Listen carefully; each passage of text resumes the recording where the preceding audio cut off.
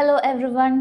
ഈ വീഡിയോയിൽ was and where ഈ വാക്കുകളുടെ യൂസസ് നമുക്ക് നോക്കാം. വാസ് എന്നുള്ളത് എവിടെയാണ് യൂസ് ചെയ്യുന്നത്?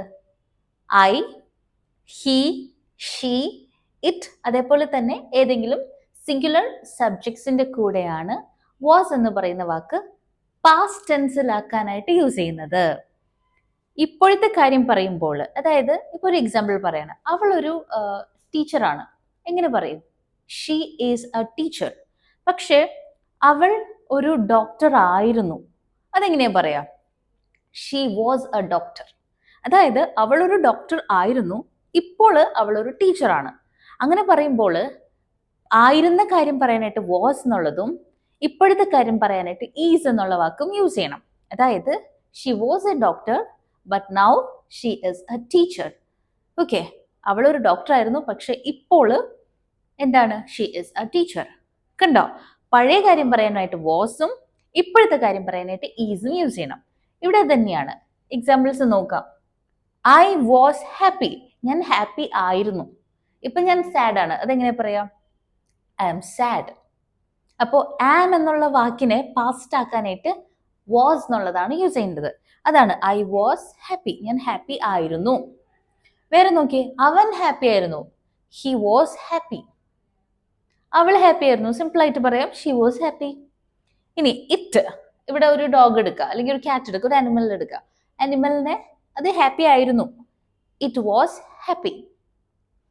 ഓക്കെ, അപ്പോൾ ഒരാളുടെ കാര്യം അല്ലെങ്കിൽ ഐ ഉപയോഗിച്ചിട്ടുള്ള ഏതെങ്കിലും കാര്യങ്ങൾ പറയുമ്പോൾ അവിടെ എന്താണ്? വാസ് എന്നുള്ളതാണ് പാസ്റ്റ് ടെൻസ് ആക്കാനായിട്ട് ഉപയോഗിക്കേണ്ടത്. ഇനി ചില വാക്കുകൾ, അതായത് ഏതൊക്കെയാ നോക്കിയേ?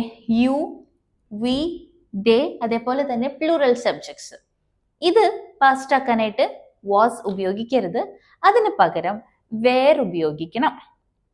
അതായത് ഇതിന്റെ പ്രസന്റ് ടെൻസിൽ നമ്മൾ ഉപയോഗിക്കുന്ന വാക്ക് ആറാണ്. ഓക്കെ, അതായത് ഇപ്പൊ നീ ഒരു നല്ല കുട്ടിയാണ്. അതെങ്ങനെ പറയാം? You are a good girl. നീ ഒരു നല്ല കുട്ടിയാണ്. നോക്കേ, ഞങ്ങളിപ്പോൾ ഹാപ്പിയാണ്. We are happy. ഞങ്ങൾ ഇപ്പോൾ ഹാപ്പിയാണ്. അവരിപ്പോൾ ഹാപ്പിയാണ്. They are happy. പക്ഷേ ഇവര് എല്ലാവരും സാഡ് ആയിരുന്നു. അതായത് ഇവര് വിഷമിച്ചിരിക്കുകയായിരുന്നു, ഇപ്പോഴാണ് ഹാപ്പി ആയത്. അപ്പോൾ ഇവരുടെ സാഡ് ആയിരുന്നു എന്നുള്ള കാര്യം പറയാനായിട്ട് ഈ ആർ എന്നുള്ള വാക്ക് മാറ്റിയിട്ട് അതിന് പകരം ഉപയോഗിക്കേണ്ടത്, പാസ്റ്റ് ആക്കാനായിട്ട് ഉപയോഗിക്കേണ്ടത് വേർ എന്നുള്ള വാക്കാണ്. ശ്രദ്ധിക്കണം, കാരണം പലവരും ഈ വേർ എന്നുള്ളത് വരാനായിട്ട് ബുദ്ധിമുട്ട് വരാറുണ്ട്. അത് തെറ്റിക്കാറുണ്ട്. വേർ എന്നുള്ള വാക്ക് പറയാറില്ല. അത് ഇത്രേ ഉള്ളൂ, സിമ്പിൾ ആണ്. ഏതൊക്കെയാണ്? യു, വി, ദേ, അതേപോലെ പ്ലൂറൽ സബ്ജക്ട്സിന് കൂടെ യൂസ് ചെയ്യാം. Okay, you were sad. നീ സാഡ് ആയിരുന്നു. We were sad. ഞങ്ങള് എന്താണ്? സാഡ് ആയിരുന്നു. They were sad.